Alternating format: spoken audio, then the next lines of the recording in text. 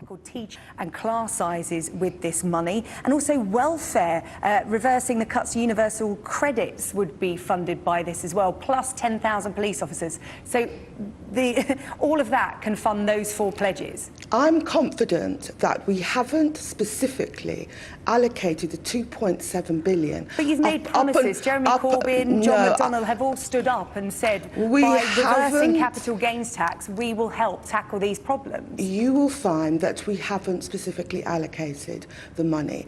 We are rolling out our manifesto, and this morning I am specifically allocating some of the 2.7 billion to funding the 10,000 policemen. OK, so will arts funding schools and welfare still get some of that money?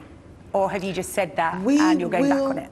Cost each item in our manifesto, and if you watch this space, you'll see that our manifesto is fully funded and fully costed. OK, but just going back, you have said that reversing cuts to capital gains tax will help arts funding, schools and welfare. Will that be in the manifesto fully costed?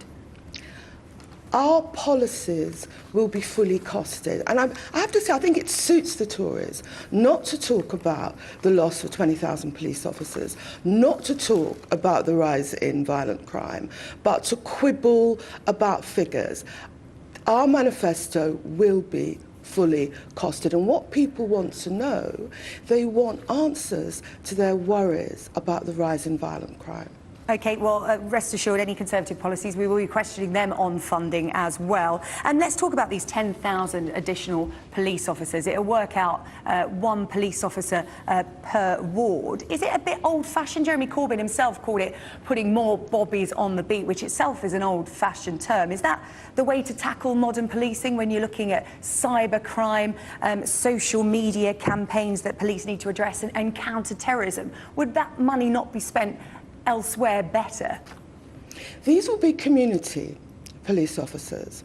And one of the things that most concerns the Labour Party is the rise in knife crime and gun crime. And there's no question that community support officers do to tackle knife crime and gun crime. Community outreach, getting people to come forward, to trust the police, to come forward with information. We saw in the very recent terrorist issue in Westminster, one of the reasons that the police were able to track the suspect was family members coming forward.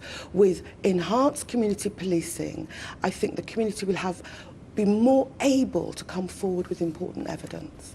Let's talk about an interview that happened here on Sky News over the weekend with the former Prime Minister Tony Blair. He refused to back Jeremy Corbyn to the full hilt, telling Sky News that Theresa May will win the next general election. Said he felt so compelled by the state of the Labour Party and politics at the moment that he wanted to return to frontline politics. In light of all that, is Jeremy Corbyn ready to govern should that call come in June? Well, of course, Jeremy Corbyn's ready to govern. I mean, Tony Blair's a very talented man. He clearly has a big contribution to make in the community, but I'm surprised he puts so much confidence in polls and is assuming the Tories will win. We are fighting this election to win, and we believe we can.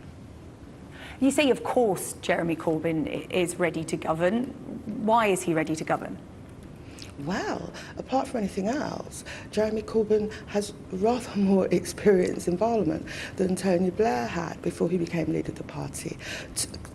Jeremy Corbyn... But just a year ago, Labour MPs, cast a vote of no confidence on him. Does he have the support within his own party to form a government? He absolutely has the support. Jeremy Corbyn has the values which reflect the values of this country, and we are rolling out the policies which will meet the real concerns of people in this country, particularly on policing and the rise in violent crime. And it's because we're talking about the things that the British public are concerned about that I believe that we are ready to take office. But are you ready to take office as just one party? There is this talk of a progressive alliance. Senior Labour MPs have written an open letter talking about tactical voting, basically, saying that some Labour candidates should stand aside if, for instance, the Green Party candidate is more likely to win that seat, and vice versa. Would Labour form a progressive alliance? Is there going to be tactical voting ahead of this general election? You can't stop individuals voting tactically. That's always happened. But the Labour Party is fighting to win this election and take power as the government. We're not talking about progressive alliances. Will Labour MPs stand aside, though, if other party MPs are more likely to win and beat the Tories? Labour MPs will not be standing aside. We are fighting this election to win. OK. Diane Abbott, thank you very much for your time here on Sky News Sunrise this morning. Thank you very much indeed. You didn't frankly have the balls to put country before party.